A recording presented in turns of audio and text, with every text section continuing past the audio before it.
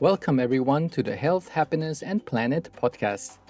In today's episode, we are going to focus primarily on the topic planet, on how we can help preserve the well-being of our environment so that we can also thrive, be healthier and happier in this stunning place that we get to enjoy for just a short moment. I am honored to present you an amazing guest who comes from Tasmania, Australia. His name is Craig Leeson. Craig is a passionate ocean and mountain explorer, surfer, diver, aviator, and an award-winning filmmaker, television presenter, news correspondent, and entrepreneur. He is the director, explorer, narrator, and writer of the multi-award-winning documentary film A Plastic Ocean, which was released in year 2017. He is also the producer, director, and writer of the new documentary called The Last Glaciers. Craig is the 2022 TAS Australian of the Year Award recipient. He is the CEO of Leeson Media International, Leeson Global Media, and Ocean Vista Films, and founder of the Hong Kong Film Festival. Craig is the sustainability partner and advisor to various large corporations and governments. He has advised governments around the world on environment issues and was instrumental in helping frame and introduce legislation banning single-use plastics to the Colombian and Mexican Congresses. He has also advised and worked with the banks of oceans and single-use plastics-related issues and helped launch a global Health Oceans initiative in Fiji. Craig has worked with the world's major broadcasters as a producer and foreign correspondent, including BBC, CNN, Bloomberg, PBS, National Geographic Channel, Discovery Channel, and more. His documentary filmmaking career began in year 1999, and since then he has won various awards coming from many countries. For one documentary alone, he already won 17 awards for A Plastic Ocean, which has been translated to more than 25 languages and was released on Netflix by Leonardo DiCaprio. The documentary A Plastic Ocean has been publicly screened in cinemas and at public events in over 70 countries on 6 continents. There have been over 2,000 screenings globally hosted by government agencies, non-profits, schools, universities, individuals, multilateral institutions, corporations, aquariums, and others, including the Smithsonian Institute, the Australian and UK parliaments, and the Mexican Senate. The film counts among its patrons of UNESCO. Craig's new featured film called The Last Glaciers will be screened globally by IMAX. I am thrilled to introduce you to this amazing guest, Craig Leeson. Hello, Craig, and welcome to the Health, Happiness and Planet podcast. It's an honor to have you here. It's great to be here. Thanks a lot for your time. One of the things that I always like to think about is reflecting on when we were younger and about the questions and the realizations we have had. And one of the things that I'm curious to hear about, when was the point of time in your life when you looked around, you looked at the world and you said, wow, this is an amazing place to be in? Was this when you were very, very young, or was it like later in your life? Yeah, no, when I was very young, I was fortunate enough to grow up in a very beautiful place, an island called Tasmania, the island state of Australia. And I grew up on the beach. And so I spent most of my time on the beach, playing, surfing, interacting with the ocean. And so from a very early age, and being a very curious young human, I was exploring the rock pools and looking at the animals and turning over rocks and wondering how all these animals could survive in these tiny little biospheres when the tide went out and be able to thrive, and what it took. So from a young age, I had a great interest in wildlife and nature. I was a voracious reader, so I read books and consumed books on wildlife and nature. Birds, I could name pretty much every bird on the planet if you put a picture of it in front of me and tell you whether it was male or female by the age of 8. Wow. So for me, it was a lifestyle, but also a hobby and a great interest. And I read a lot about other explorers and what they were doing. And that, I think, was something that I then wanted to become, a David Attenborough, a documentary filmmaker, somebody who actually got to do this for a living and travel the world. Wow, that's so amazing. Yeah, especially that you learned about it so early in life. You had already that connection to Mother Nature. For example, in my case, I was realizing that much later in life when I was really deep into the corporate world and I was getting sicker and sicker with my health. And I realized that the further away I was getting from nature, the sicker I was getting. And then now that I'm turning towards nature and working with nature, that's where I feel I'm thriving now much more than before. And that's one of the things that a lot of people only realize either in the middle of their life or later in life, that they say, well, the closer I get to nature, the better I will feel and the happier I'll be. Yeah, absolutely. I mean, nature sustains us. Nature has everything we need. And Yes. in fact, everything that we construct around us comes from nature, whether it's an idea to build something, whether it's a kind of food or medicine. We get these ideas from nature and we replicate them. The problem is, in many cases, when we synthesize what nature does, we do it in a very unhealthy way for ourselves. And as you say, to your point, when you move away from nature, then you're moving away from the goodness. And that's very much so. We see that in diets today and what people are eating. A healthy diet will cure just about everything. If you eat well, if you eat organically, if you eat food that hasn't been sprayed with pesticides and glyphosate, that is, non-GMO, then your body reacts to that because you're sustaining everything on a cellular level. You're feeding your mitochondria, these little things that kind of control everything and our well-being within inside of us. And when you start studying things at a cellular level, then you really start to begin and understand how connected we are to everything, to your point. Yeah. So at the end of the day, we are nature. Yeah. So therefore, we should not divorce ourselves from nature. And one of the things that also I just realized that the default state for the human body is to heal. The human body is always trying to heal and to be healthy. So if we do not get in the way and if we do not throw into our bodies bad food, if we do not get in contact with all these toxins, then our body will always be trying to be healthy in a healthy state. Yeah, well, we've evolved over thousands and thousands of years to be in that state, to optimize ourselves as an organic machine. And there's ways that we evolve to do that. And it's everything from not just nutrition, but it is getting up in the morning and exposing yourself to early sunlight so that you can get your biorhythms going, which helps you sleep at night. And when you sleep well, that's when your body repairs itself the most. But you have to be in a deep sleep for that to happen. So all of these rhythms that are ingrained in our DNA, these switches that we turn on and off, consciously or unconsciously, actually are so good for us. But we're not taught that in school anymore. We're not taught how to turn those switches on to optimize our health. But I think now, through social media and podcasts like yours, that information is now very much available to a lot of people. Whereas before, the only information we used to get primarily about health, generally speaking, was from our doctor, our GP. And many doctors trained under traditional Western medicine aren't trained to actually heal us. They're trained to stop the problems by giving us medicine that will stop the problem from getting in the way of our daily movements and our daily routine, but it doesn't actually fix and heal the problem itself. But that's something that, of course, Indigenous people are very much aware of. And it's interesting that now many medicines are going back to some of the practices that Indigenous people taught hundreds and even thousands of years ago. Yeah, so true. And I think today, the way how doctors have obtained their studies, they know about putting Band-Aids, but they do not know to find the root cause of why we actually got certain symptoms. And that's where I think there is definitely room for improvement in the healthcare system.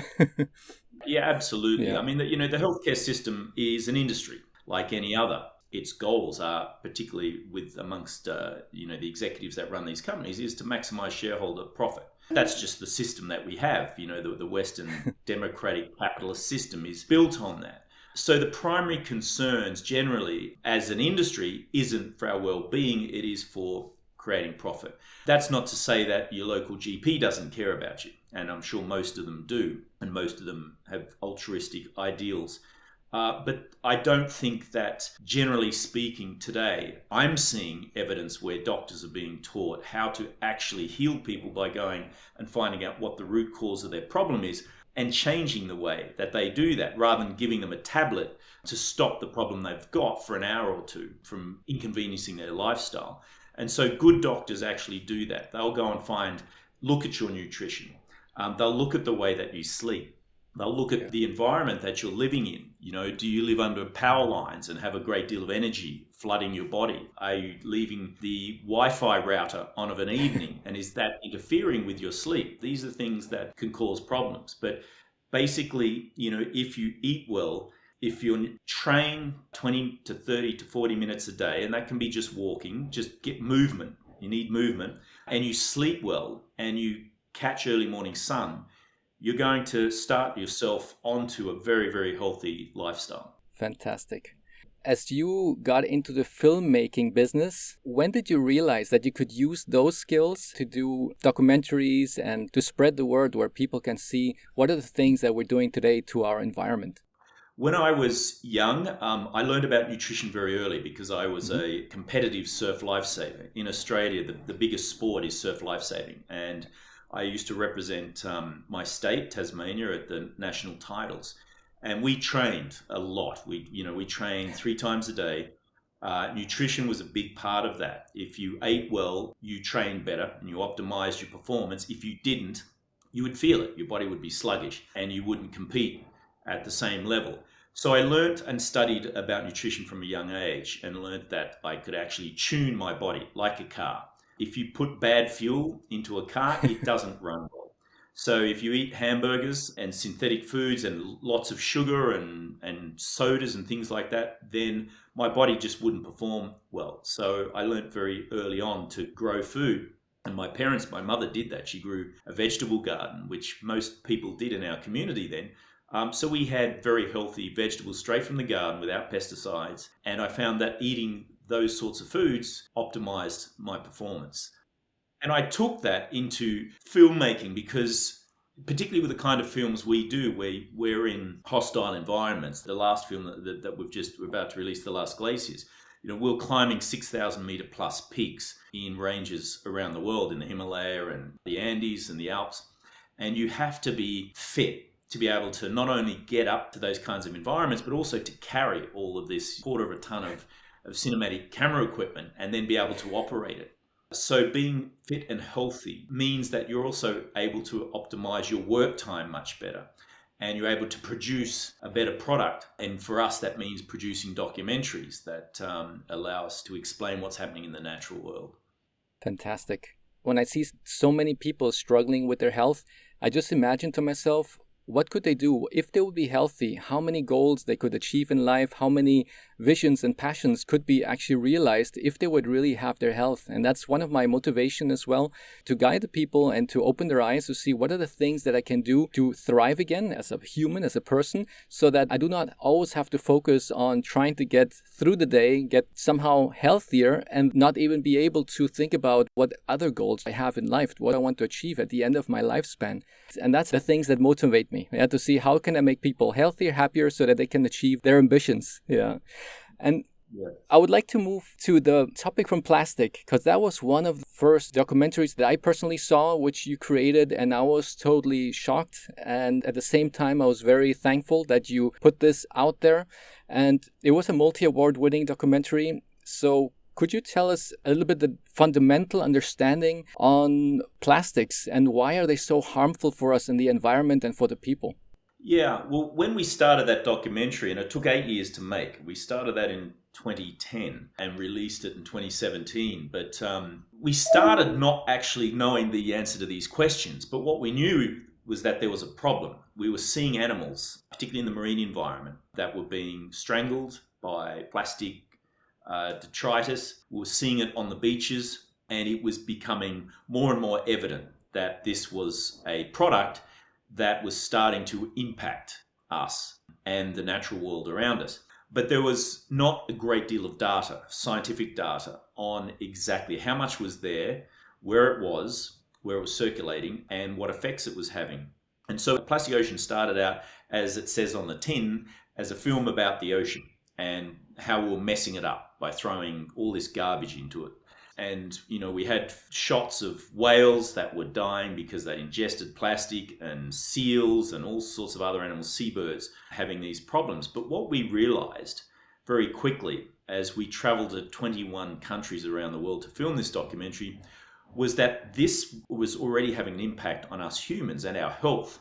Because the ocean provides us with a great deal of our food. Most of our protein, particularly for blue communities, comes from the ocean. So we started to look at the human health impact. And when we saw how this plastic travels up the food chain, and ultimately we're at the top of the food chain, we wanted to look at what that meant for us humans. And when we started to investigate that, that's when we realized that, whoa, we have a major problem here. These chemicals have the potential to interrupt natural hormonal generation ability, to mimic and block key chemicals that our body produces at very tiny amounts that help us develop, particularly in children. And then when we realize that we are ingesting these plastics chemicals and they are interfering with us, then we started to fund and report on the findings of doctors who was doing research on this. And so A Plastic Ocean moved from being a marine documentary into being a human health documentary. And some of the findings in it were extremely scary. And since the film was released, a lot more studies have been done, and we now realize that it's actually a lot worse than we even realized or were able to show in the film. Wow. And I think a lot of people have the perception that we do not have that plastic issue because we have all these nice recycling systems. We just have to separate our garbage and it's out of sight, out of mind, so everything is fine.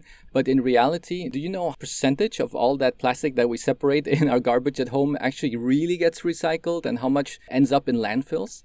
Yeah, look, it varies from country to country. In the US, for example, it's only 7% that is actually recycled. Germany has a far higher percentage. Of plastics, it's around 40 to 50%, but that's because Germany recognized the problem in 1991 and, as we show in the film, legislated to make manufacturers responsible for the plastic products they produce. So that's called kind of cradle to cradle responsibility. And that's a model that has worked very successfully. But in my opinion, across the board, recycling is a con. It doesn't work. It was never meant to work. And the infrastructure has never been set up so that it will work.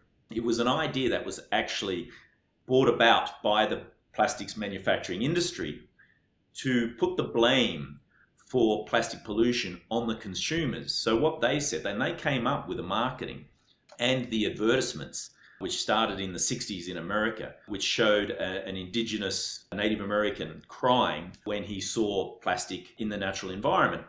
And that was meant to tug at the heartstrings. But what they wanted to do, so that the plastic manufacturers could continue to make this product, they wanted to shift the blame from them to the consumer. So in other words, as a consumer, if you don't recycle this, then the problems that we see in the environment become your fault. And that allowed the manufacturers to continue on. So recycling was an idea that was formulated by the plastic manufacturing industry, so that they could keep making a product that was causing immense damage and that we consumers would feel responsible for. Very few governments, after that campaign started, set up infrastructure so that people could recycle. Even today, that infrastructure doesn't exist in many places around the world. And even where it does, plastics can only be reused. Even the best plastics, the PETs and these sorts of plastics, can only be recycled 6 to 8 times before their molecular structure starts to break down to a point where it's just not usable anymore.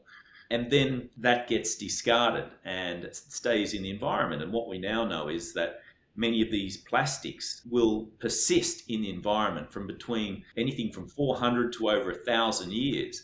And whilst they're there, they're leaching these chemicals into the environment, which is getting into our aquifers, it's polluting our water table, it's destroying the natural environment for other species to exist in. And we now know it's creating these deep human health consequences in all of us that we're only just starting to understand. Yeah. So it was really almost like a human experiment now, because we have companies who are producing so much plastic every single year, But none of these companies really start to investigate or to analyze first what are the consequences for us as humans or for the animals or for the environment. All of this just comes later. And that's something that I was very shocked about to hear, that no matter what product or what chemicals are put out in the market, usually as a consumer, I thought with my previous mindset, if it's on the shelf, it must be safe. It must be regulated. It must be tested. Yeah. And it's actually the other way around. They first put it out there and then they see what kind of effects happen. That's true to some degree. It certainly has been in the past. Look, make no mistakes, plastics have been great for us. They've allowed us to consume foods from countries on the other side of the planet. It has many medical uses. But we made this product and distributed it without understanding exactly what it would do to us in the environment. To your point, particularly in America, where thousands and thousands of chemicals are produced and go into the marketplace every single year, and they're not tested. And the FDA doesn't require them to be tested until there's a problem. And they won't look at those products until an issue arises, which is just disastrous for us. Most people believe that they have a social contract with their government, that the government will protect them. They pay taxes in return. The government will protect them from these problems, will build departments that will look at these things and make sure that they're looked after. That's not the case. The way it works in the US is that you can build it, you can put it on the shelf and sell it until someone starts to experience a problem and sues you. And then the FDA and lobbies the FDA, and then the FDA will look at it and investigate it. Europe's become more different to that. Europe now, if you have a new product, you have to test it and prove it before it goes to the market. But there is pressure on that legislation to change, particularly from US manufacturers and the trade that happens between the US and Europe. They want to level the trade and make it so that their goods can enter the EU without that kind of testing taking place, which I think would be disastrous for Europeans. Wow.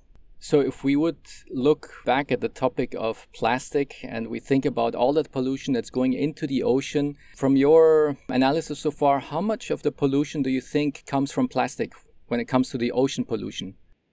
Yeah, there's some interesting statistics. So we know that up until this point, since we've been mass producing plastic, we've produced about 8.3 billion metric tons of this product. We've burnt about 12% of that. We've recycled about 7 to 8% of it. The rest of it has ended up in landfill and ergo has gone back into the environment. So 6.3 billion metric tons of that has gone into the environment. And the thing about plastic is there is no way. Like, it doesn't dissolve once it's removed from your eyesight. It persists somewhere else and creates a problem that will come back at you, either now we know through the air, in your salt, even through 80% of tap water has microplastics in it now. So we're producing more and more. And if we keep producing plastic at the rate we are today, by 2050, when we will have 9.8 billion people on the planet, we will be producing about 12.3 billion metric tons of plastic. Now, it's already a problem. It's already coating the earth like a disease. And that's with 8.3 billion metric tons. So imagine what it's going to be like then.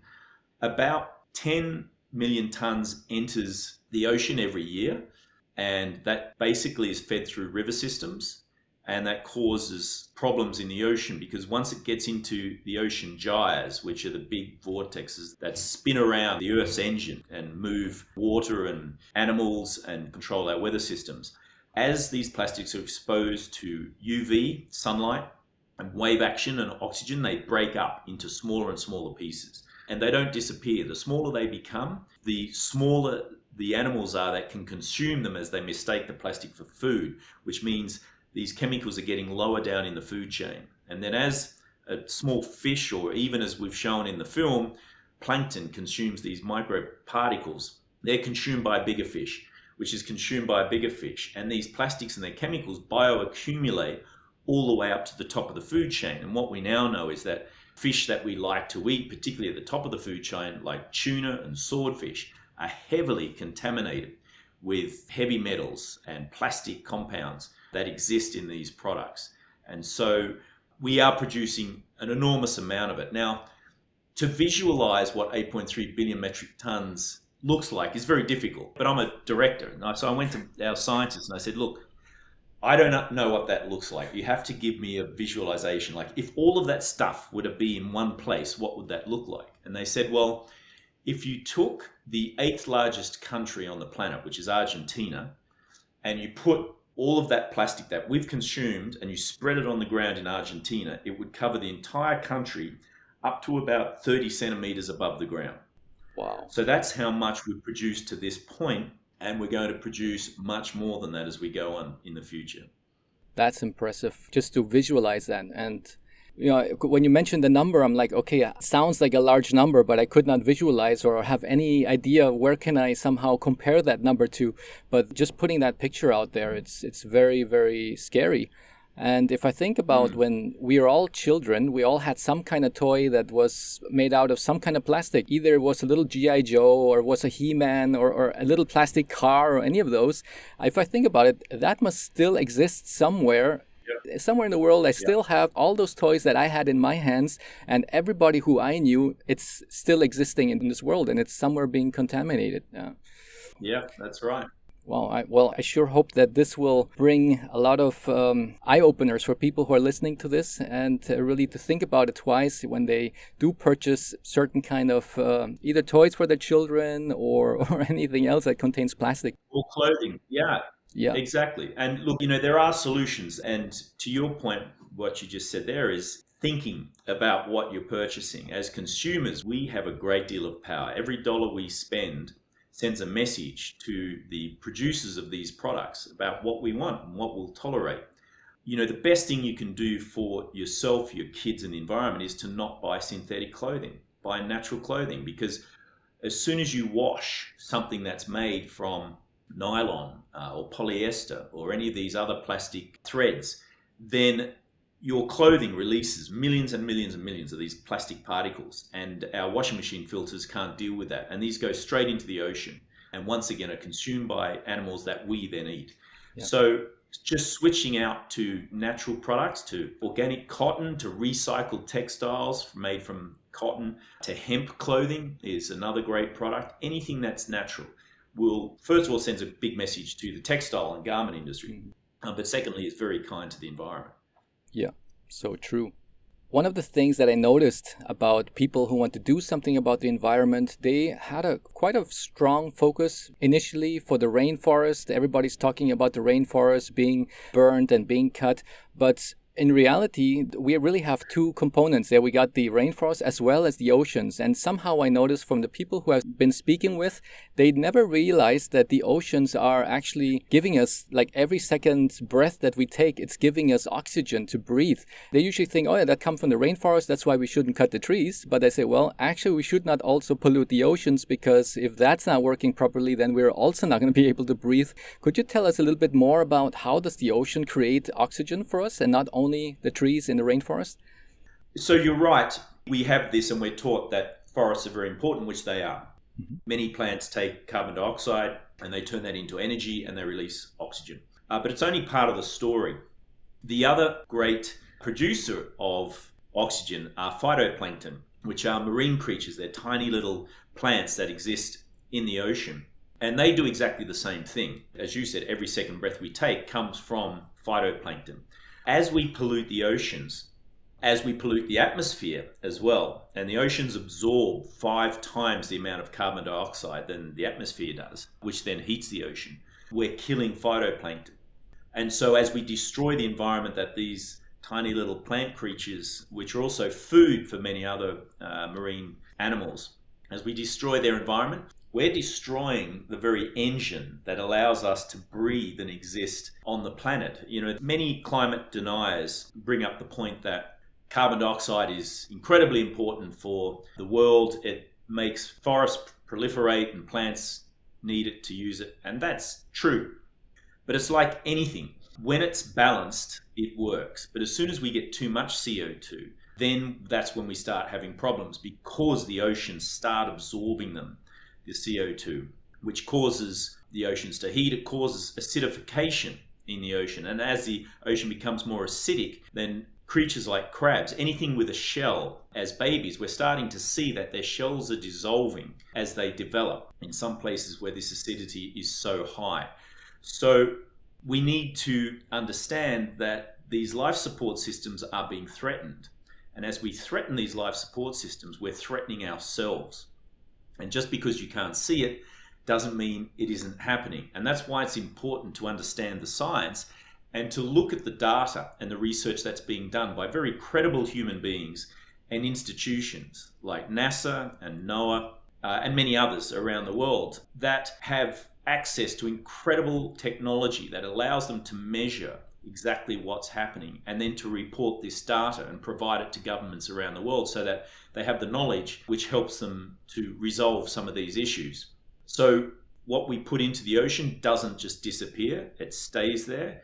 And if you consider the ocean like your bathtub, every single time you have a bath in that same water, you make it dirtier and dirtier and dirtier. And if you continue to bathe in that same water, at the end of a week, you'll see that the water is very dirty. It can become dangerous, filled with pathogens and bacteria and other things that will grow in that environment. The ocean's no different to that. It is a massive bathtub on this planet, and as we continue to fill it with our detritus and pour pesticides and toxins and sewage into it, then it quickly becomes filled with these products, and its ability to cleanse itself, which is through wave action, through movement, and through the proliferation of seagrasses and sea kelp and all these sorts of things, starts to diminish. And then it becomes dirty, and we see that happening in the Mediterranean, for example, which is a smaller bathtub than the great oceans.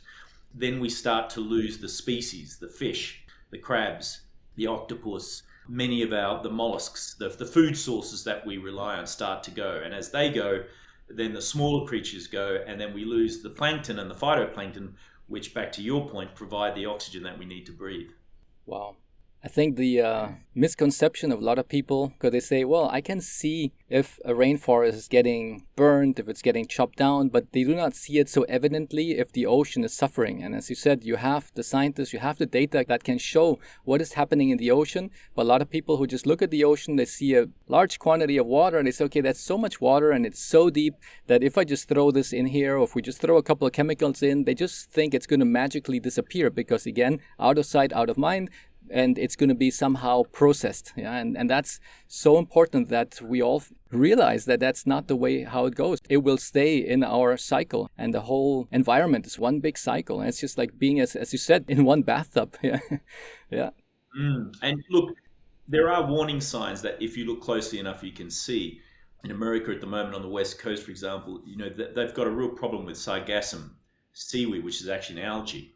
And it's proliferating more than it should. Now, when it's balanced, it provides an incredible habitat for marine animals and helps, for example, baby turtles. It becomes a home on the great ocean currents, on the highways that protect it from predators. So baby turtles are able to move around the ocean and have that protection.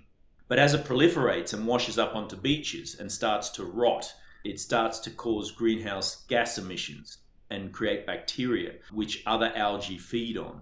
And so if you look at these sorts of problems, if you look at red tide, which has become a big problem in many places around the world, including where I'm from in Tasmania, which feeds on nitrogen. And so when we pour a lot of our, particularly synthetic fertilizers, onto our crops, and it rains and those fertilizers wash into rivers and creeks and flow out into the ocean, then it upsets the balance of natural chemicals in the ocean. And many of these algae like to feed on that. So they proliferate. And as they do that, they use the oxygen that's in the water and they suck the oxygen out of it. And then you suddenly have a situation where fish and other marine animals don't have the oxygen they need to survive. And so you have these mass die-offs. And we saw one last week, another mass die-off in the US, where there were millions of fish covering beaches. And that was caused by exactly one of those events happening, where we had dead places in the sea, and they caused by a lack of oxygen. And that means then that, you're going to have these wildlife die-offs. And so when you look closely enough and you see marine animals starting to turn up to wash up on beaches without any apparent cause, then if we look closely and we start doing tests on their skin and on their meat, and their internal organs, we can often find that these are problems that we've created and we've caused. So initially, people could say that it's healthy to eat fish if we think about a couple, say, decades ago. But today, it would still probably be healthy if we would not have all those toxins, all those microplastics, and all of that is in the waters today. And I think I've even seen statistic, I'm not so sure how right that one is, but they said that one consumes round about one credit card amount of plastic per month in our body because we're just consuming so many microplastics from different sources. Yeah, well, I don't eat fish anymore, not since we made a plastic ocean. And most marine scientists I know don't either. And, you know, it's not just because we kind of like these animals and we think that, they're pretty cool to hang out with. It's because they're deadly. Most Western doctors now will advise pregnant women not to eat fish, particularly bigger fish closer to the top of the food chain, because they have such large amounts of heavy metals, mercury, cadmium, arsenic. All of these are contained in their flesh as it bioaccumulates. But also, you know, what we found when we were studying mollusks and shellfish was that, for example, in the North Sea, the average oyster contains about 8 pieces of plastic. That's every single oyster.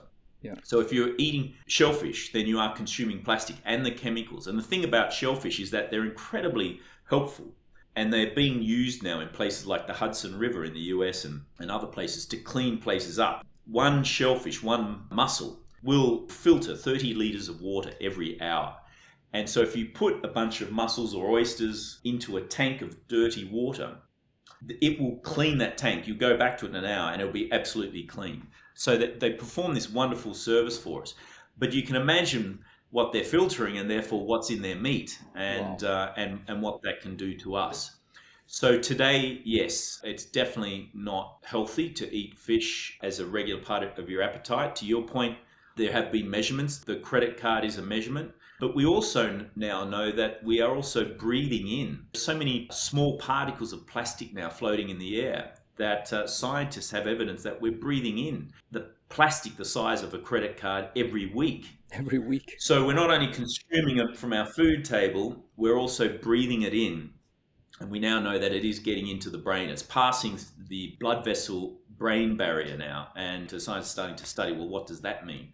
What does it mean to have these plastic particles in our lung cavities? Yeah. Can we get rid of it? Exactly. That's scary, as well as it really has an impact on everything in our system, the endocrine system, the way how our hormones are working. I think the list could go on and on. One of the topics that you've been working on in your recent film and documentary is about glaciers. And your latest very impressive documentary is called The Last Glaciers. Could you explain why are glaciers so important also to the well-being of our planet and to us as well? Yeah, another cheery topic with a terrible headline, but it's true. So what we discovered, and these are all of these issues are related. I mean, I'm very interested, and I study the relationship between single-use plastics, biodiversity loss, and climate, and how that affects us. And The Last Glaciers, it started out actually as an extreme sports film, not as a climate film. But as we went to film in the wintertime in the Alps, there wasn't any snow, and as I started being curious, asking scientists and meteorologists in the area about what was happening, I was told that this was caused by climate, and the climate was changing.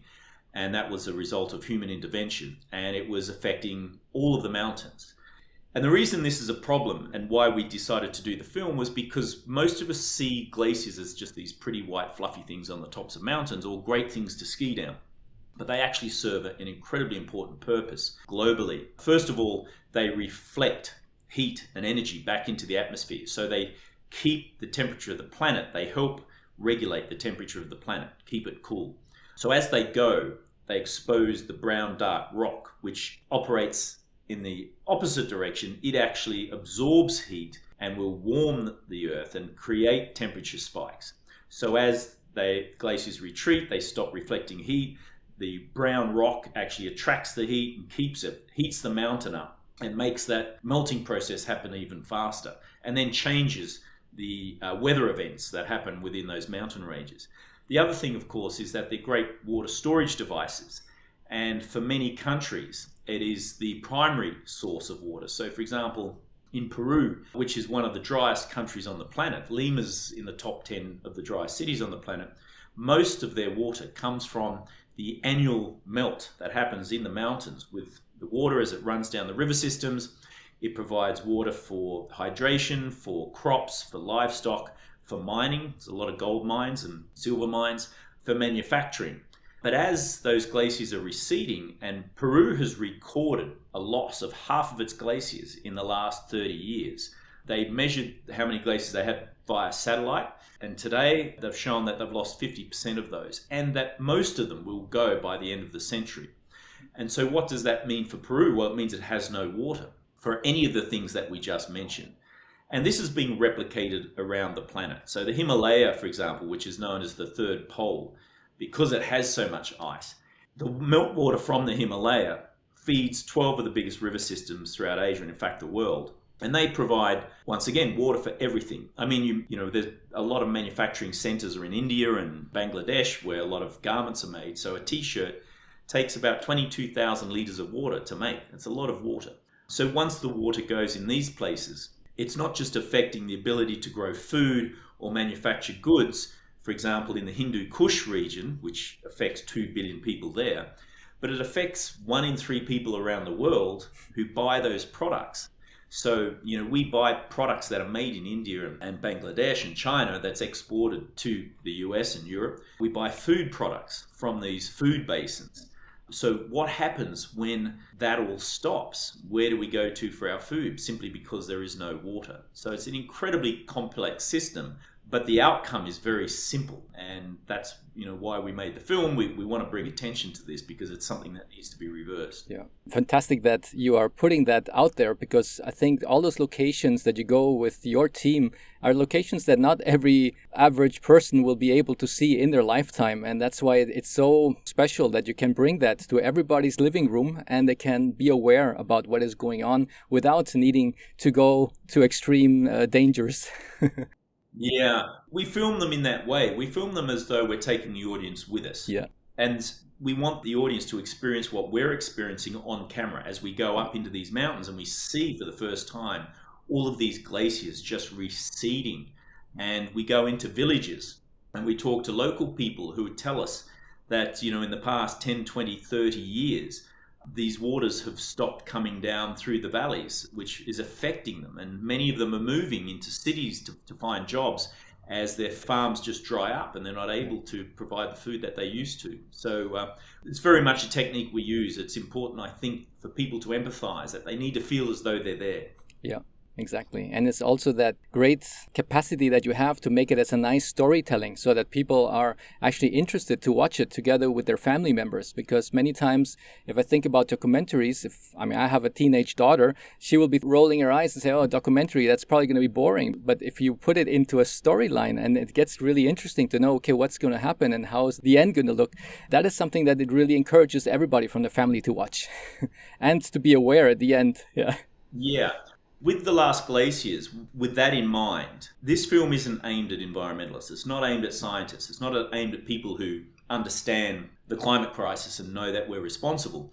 It's aimed at people who don't understand the science, who may be in denial of the problem. Yeah. And we do that by including extreme sports in it. So there's adventure. The cameras follow us as we climb these mountains to get into these areas with the scientists to see what's going on. And then in order to film them in a low carbon way and also get off the mountain quickly, we paraglide off the tops of these mountains. And some of these places, they've never been paraglided off before. And, you know, we're the first people to attempt it and to do it. And it doesn't always go according to plan. In fact, we opened the film with one of the most disastrous flights we had, which resulted in a crash. Oh. But we feel that that's necessary to bring into the storytelling, the excitement, the action, and the risk, so that we can get people like your daughter to watch the film, because it's not just a film about science and climate, it's also about human beings. It's about human endeavor and challenges and overcoming personal challenges. Yeah. And the excitement of these sports as we travel the world trying to understand what's going on. Yeah. That sounds really exciting. And I think for you as well, it was a challenge because you had to really get accustomed to seeing those heights because you're usually quite often in water and now you're in the mountains. And that's probably a change of scenery from your side and to get accustomed to that kind of danger. Totally not my environment, mountains. I'm much better down at sea level for sure. And so I had to train for 12 months in the technique of para-alpinism. I had to learn how to ice climb, to mountain climb, to paraglide. And we did that in the Alps before we filmed a lot of that as well. But I have a fear of heights, and getting myself overcoming that fear, which was a mental process and a mental challenge, was very significant. But I thought it was something that had to be done so we could bring this story to people. But it's also a great analogy. You know, the challenge that I went through as an individual to overcome that was an analogy to the great challenge we have as collectively as humans to overcome these challenges we've got with climate and the environment and biodiversity loss, and the reasons that we have to do it. Amazing. Where can the listeners, as of when can they watch The Last Glaciers? Is it already out? We did a very special short version for IMAX, which we put on the big screens. So if they go to IMAX.com, The Last Glaciers, and search for it, they can either see where it is screening on large cinemas around the world, or they can send a note to IMAX and ask them, and they'll send them. But the whole film was meant to be a cinematic film, which we've just finished. A few months ago, I returned from Antarctica, where we filmed a continent in great stress. And Antarctica is incredibly important as a polar region to us. But it's under assault. It's melting. There are pollution issues. There's industrial fishing, which is causing massive problems. And so we've included that in the film. I just came back from Glasgow, where we finished editing it, putting the soundtrack to it. And we hope to release it now in August in cinemas and on platforms. And so we're about to go to market with it so that we can find partners to get the film out there and get it seen by as many people as we possibly can. Excellent, excellent. Well, I'm really looking forward to seeing that one. There is one topic that I get, I would say, confronted with from time to time when I'm always trying to spread the word and to motivate people to be more aware of what is happening. And what is your response to people who say, well, every 1,000 years there is a specific cooling and heating process within the globe because we are going through those stages sometimes, and that's why now we're just going through that warmer phase and they're selling it as global warming. And I know personally that's not the right thing, but what would be your answer to that? Yeah, I understand that. And a lot of that is because the science hasn't been explained properly. And I was one of those people. And that's why I made the film, because I discovered how to understand the science. And in fact, I was at a conference in Hong Kong giving a talk on the plastic ocean and met a scientist from Grenoble who ran the oldest glacial institute on the planet. And he showed this graph and explained why they know about what's happening to climate and why we as humans are causing the heating outside of normal cycles. And he's the head of a project called the Ice Memory Project.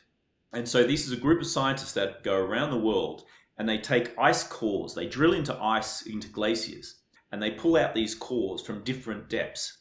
And trapped in these cores are frozen bubbles, which represent the atmosphere going back 1 million years. So they can pull one ice core out and go back 50,000 years. They can pull another one out, go back 100 years, 100,000. They can pull another one out and measure what was happening in the atmosphere 1 million years ago. Wow. And so in those frozen bubbles, they can measure the amount of nitrous oxide, the amount of methane, the amount of carbon dioxide, the amount of water vapor, even that they can tell the temperature of what the planet was like going back then. And so they've been able to measure how the atmosphere has changed, how these cycles have actually worked. And what they have is a graph that shows this natural oscillation of all of these chemicals changing their composition as the Earth rotates around the sun over these great cycles. And there have been 8 major ice ages in the last 1 million years. And as the Earth spins further away from the planet, it's cooled, the ice has formed, it's got closer, some of that ice has melted, not all of it. And so this has gone on and on.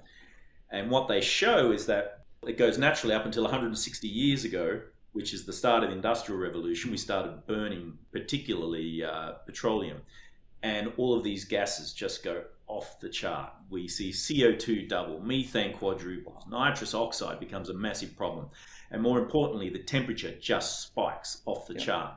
And they're able to show that that's caused by the burning of fossil fuels because they also start to measure soot that starts to appear in the levels of the ice core. So you start to see these particulate matter, certain size, just starting to become more prevalent and more prevalent and more prevalent till you see these black lines, which falls out of the atmosphere as we burn fossil fuels. So there's absolutely no argument that we've caused these cycles to change.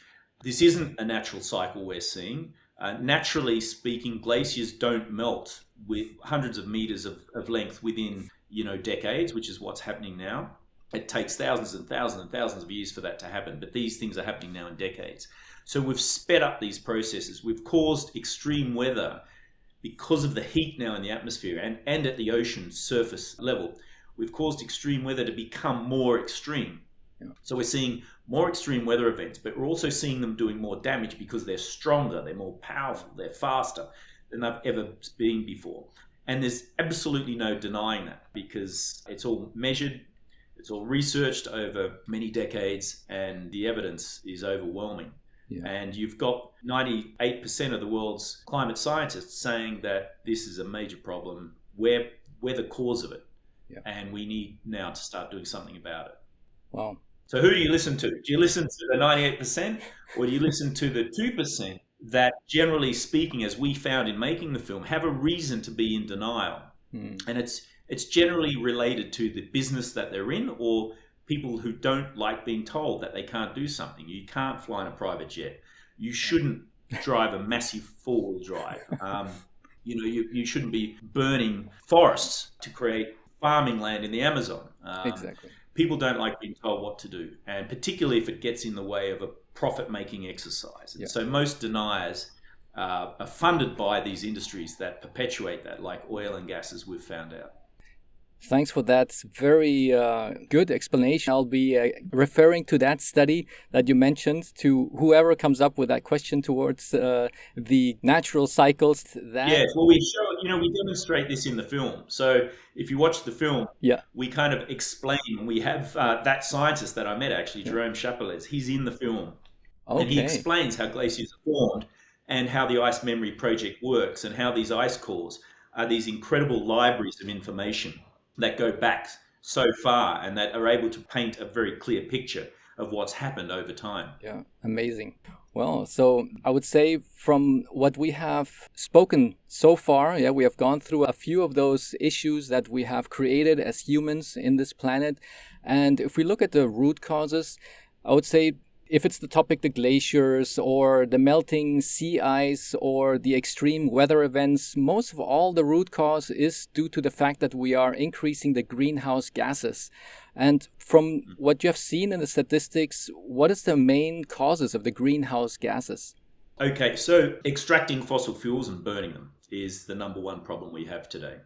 That's causing between 36 and 45% of the greenhouse gases in the atmosphere. And that's primarily CO2, and we've seen a significant spike in CO2, but also things like methane.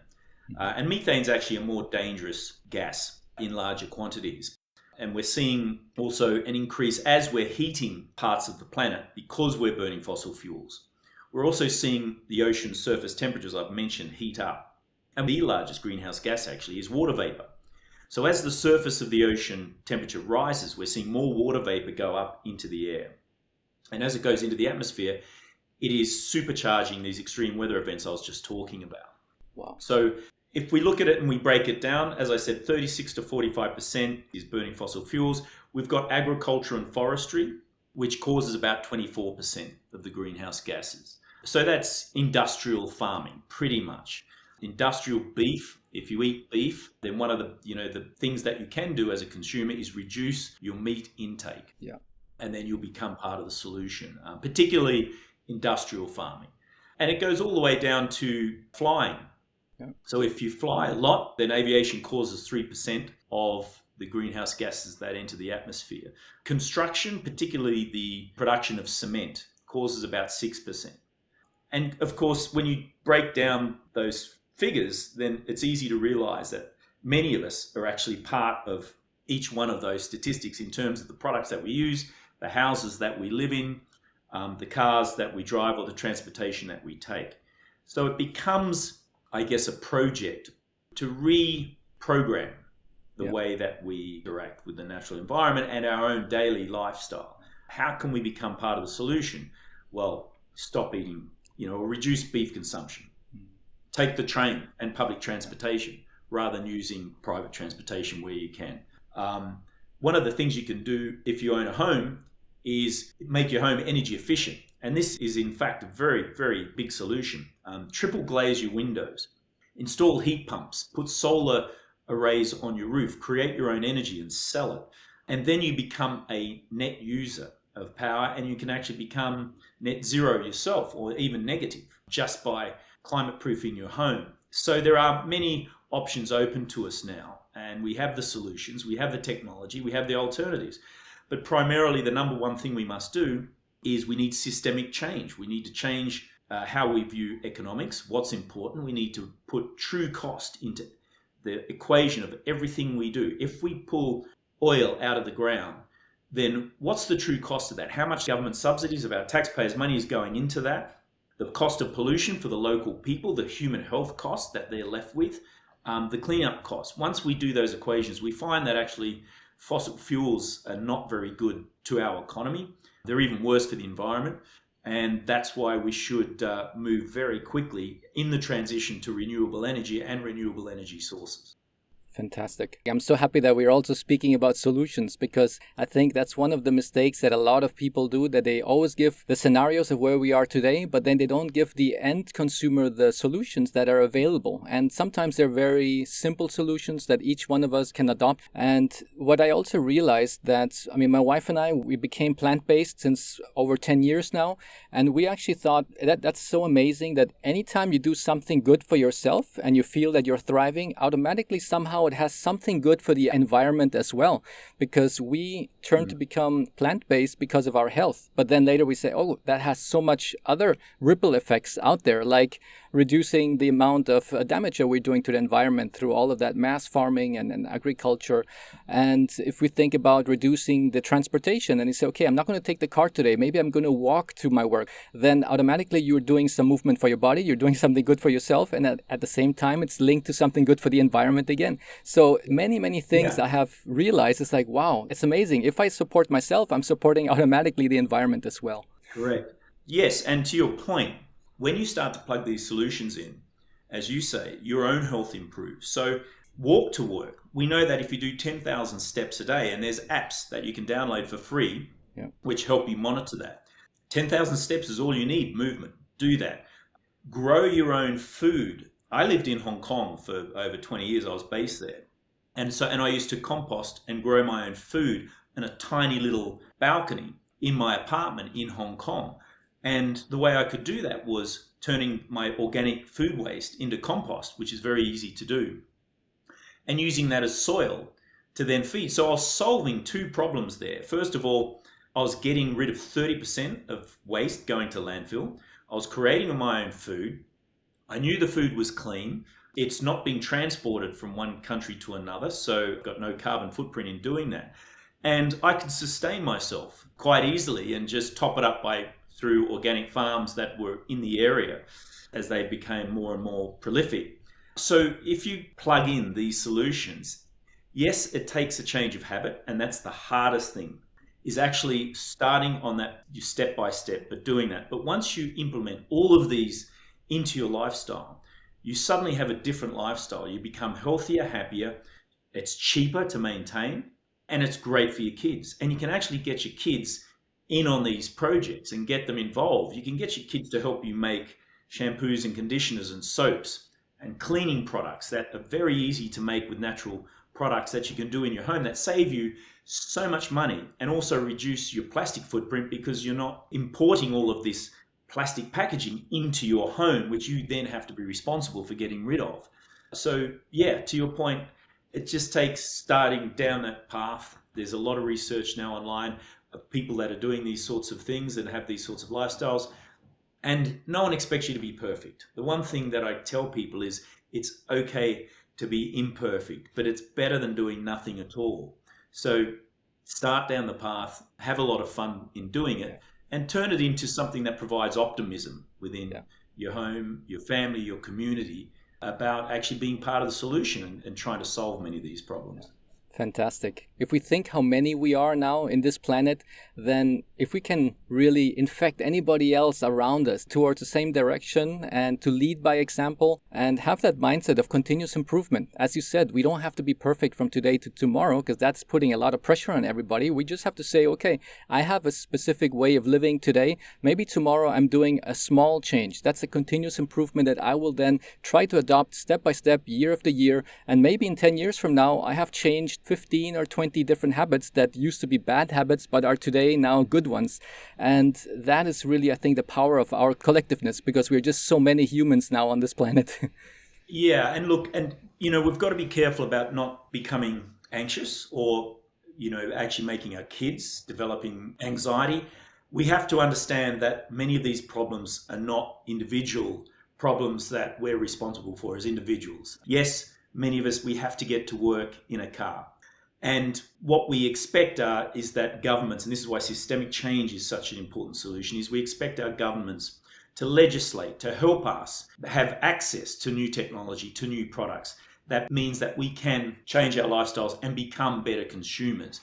But that takes systemic change. I do place a lot of emphasis on blame, where it goes back to corporates and governments and leaders, civic and community leaders, who have it within their power to rewrite legislation, to adopt new technology, to support entrepreneurs that are building better products, so that we as consumers have access to this, so that we can fly from country to country and enjoy a holiday without worrying about the thousands of tons of gasoline that we're burning during that path. So it's important that we understand that we also need to affect change by electing the appropriate representatives in our communities and at national level who can affect that sort of change. And that works. We saw that happen in Australia at the last election last year, where a Conservative government supported by oil, coal and gas was removed from power because people had gone through some of the biggest fires that Australia had ever experienced, had 3 years of constant flooding. They'd been personally affected by climate change. And so the Australian community elected independents who campaigned on change, systemic change, based on the problems with the climate that Australia is now experiencing. It's so encouraging to hear those stories. And it's an example. It could be like the best practices for other countries as well, where people can realize that if it works in other places, that through our power on electing the right people, it's going to make a big change, especially if they think about what are the things that our government is actually subsidizing. Are they subsidizing good stuff? Like, for example, maybe where people can get accessible and cheaper vegetables and fruits. And not that it's the other way around, that meat is so cheap because meat is being subsidized. But for that, you have to pay a lot of money to go to the grocery store. And people who don't have much income, they say, well, I don't have much option. I just go for the cheapest option. So I think really governments do have an extremely high role here. Absolutely. And it's within our power to change governments if they're not doing the job properly. Yeah. And we've got to be active. You've got to be proactive. Yeah. And one of the biggest dangers, I think, to humanity and everything that happens to us is that apathy. Is that you either do know and you don't care, or you don't take the time to go on and understand what's happening. Yeah. And I think apathy will be our biggest killer.